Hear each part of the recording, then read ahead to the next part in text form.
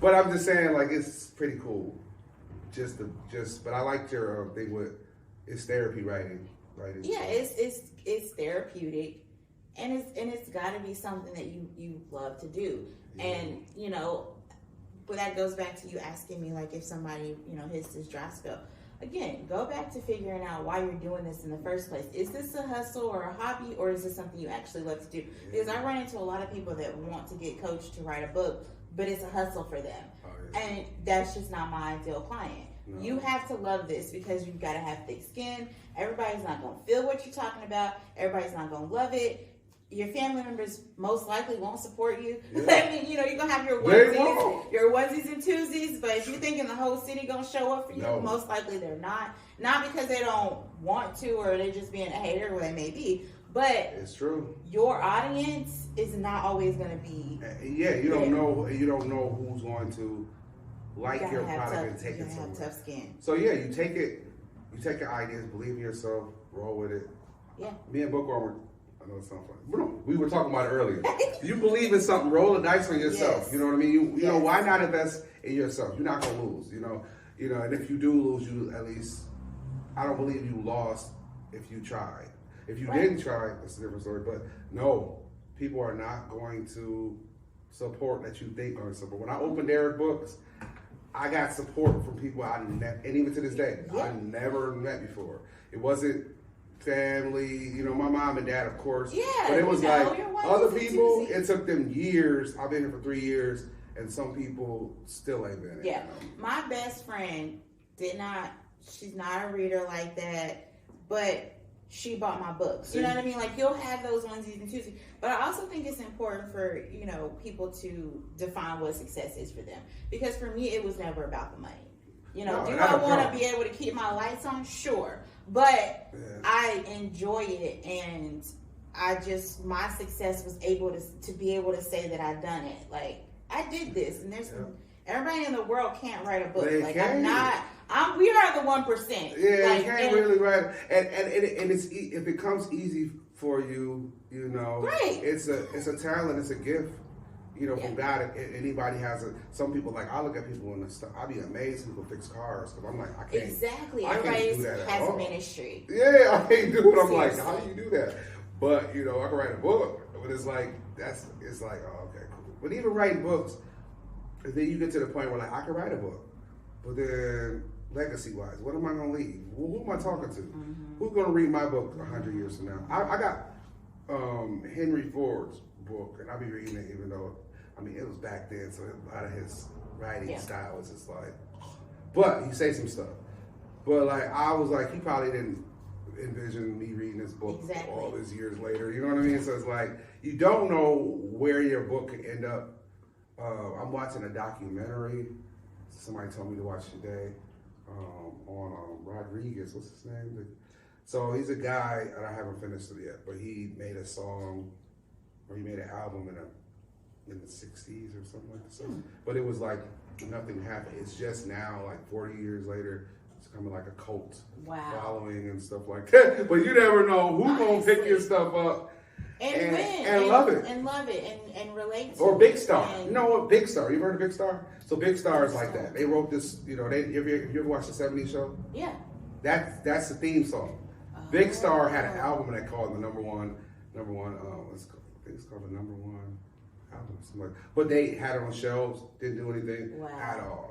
That's hanging out around the street. It's like Hustle and Flow. It's like it's picked up later on. You just don't know when it's going to happen. So I never think anything is wasted. I think people, when you do something, put it out there in the universe, and you don't know. Yeah, and let it be. Yeah. But you honestly have to detach from it. Like, I tell people all the time, because one of the first struggles for me was getting over, like, nasty, I felt personal about the reviews, you know what I mean? Yeah. Like, and I'm like, y'all don't even know me. You're yelling at Amazon, it's like, you don't even know me, and because sometimes it'll bother you. Okay, whatever. I'm detaching because I'm allowed to grow.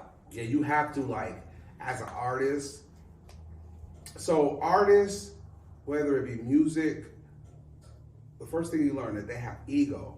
Yeah, artist has ego. So you gotta, regardless if you're around an artist, you gotta feed. Like a lot of times, you gotta feed their ego. Oh, this is that, and it's like sometimes people don't realize that it's almost like when they let you see their journal or something like that. It's like, oh, you going on a date and some dude just let me see what you got up under there. It's like it's the same thing. It's like, hold on, I don't. It's personal. Like I don't want you. So I had to get over that too, to the point where I just be like, you know what?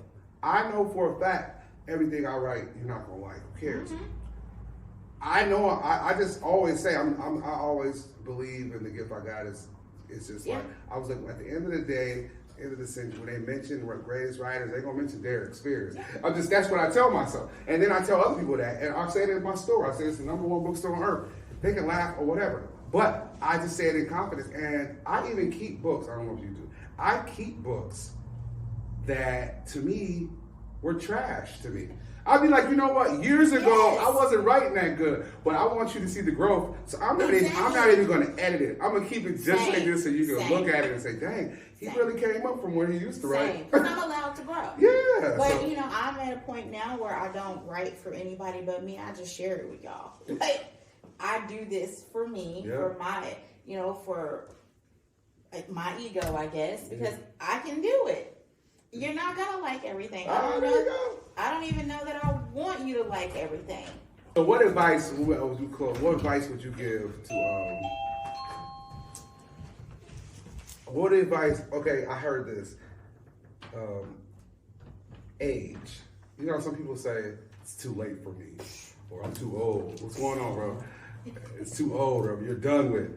What do you say about, because you started writing in 2017, you know what I mean? What do you say to people who think that it's just too late for them to start something? I don't. It's so funny because I was a senior. I was a senior in high school when my mom decided she wanted to go to nursing school. She had already been going to school, but she had gotten into nursing school.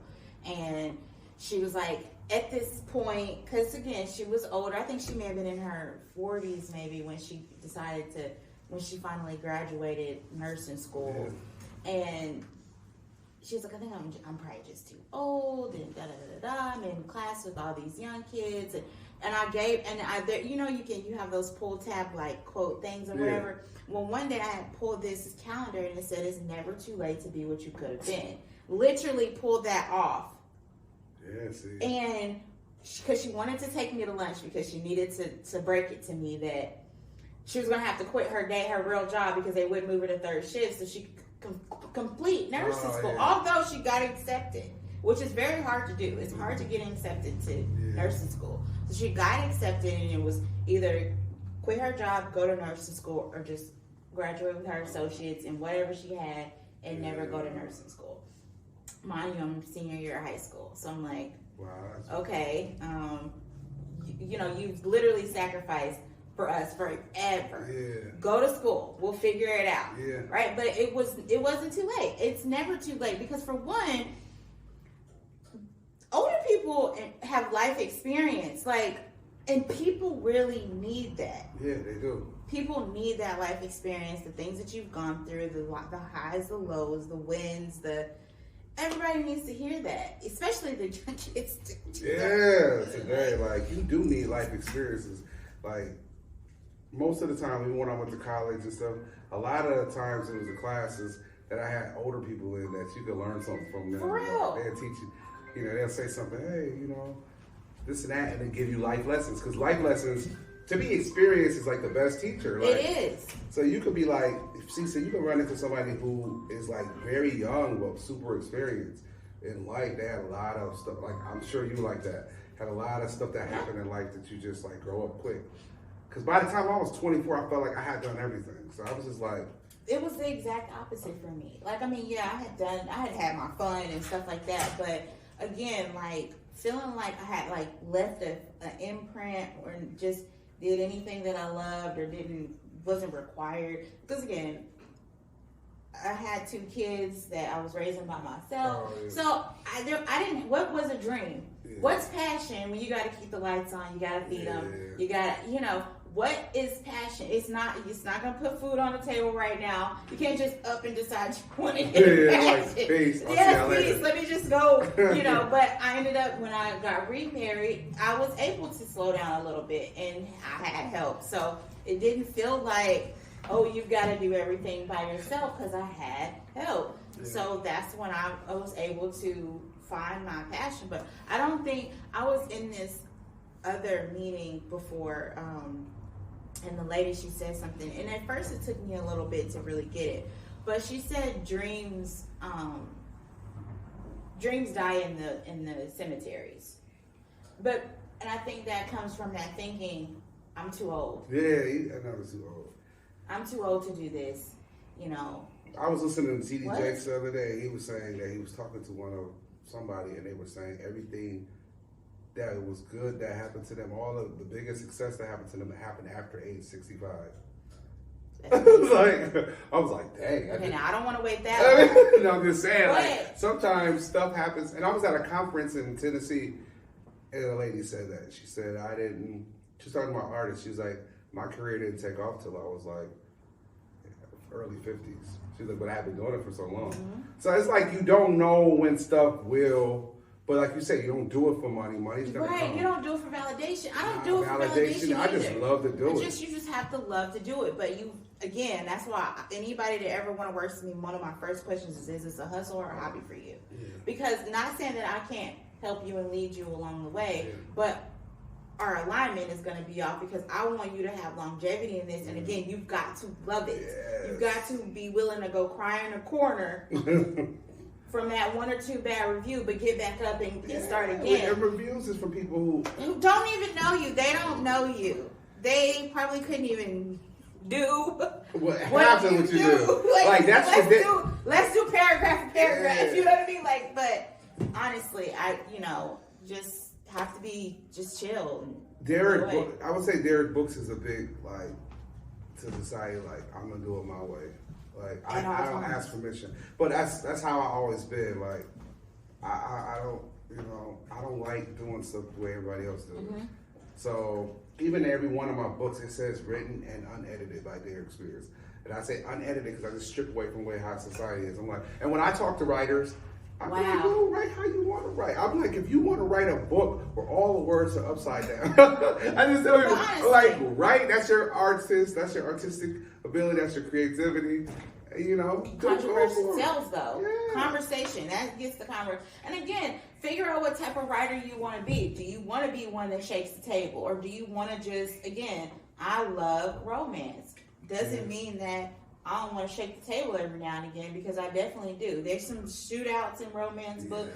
Chastity's the dopest. Dope author, 35 books, romance. Come on now. Yeah. Like, hey, she's doing her thing.